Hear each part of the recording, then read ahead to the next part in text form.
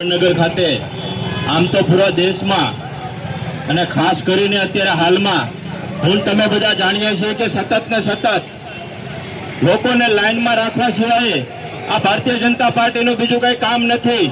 જ્યારથી ભારતીય જનતા પાર્ટી સરકારમાં આવી છે ત્યારથી ક્યાંક ને ક્યાંક નોટબંધી હોય તો લાઈનમાં, કોરોના કાળમાં મેડિકલ માટે લાઈનમાં, સબ બાળવા માટે લાઈનમાં, દવાખાનામાં લાઈનમાં, બેડ ન હોય। હવે બીજી આખું ગતકડું લઈને આ લોકો આવી રહ્યા છે કે આવનારા સમયમાં જ્યારે પીએમ બનવાનું હતું ત્યારે ક્યાંક ને ક્યાંક યશસ્વી પ્રધાનમંત્રી કહેતા હતા કે મારી બહેનોને આંખોમાં ધુમાડો આવે છે, મારી બહેનોને આ આંખોના કારણે કેન્સર થાય છે। તો શું હવે તમે જે ઉજ્જવલા ફલાણી યોજના લાવી અને બહેનોને જે ભોળવી અને ગેસના બાટલા ખોટી રીતે વાતો કરી અને દર વખતે જે બનેવી છે એના કંધા ઉપર વધારે ભાર નાખવાનું કામ કર્યું છે, એ ભાર તો સહન ન થયો।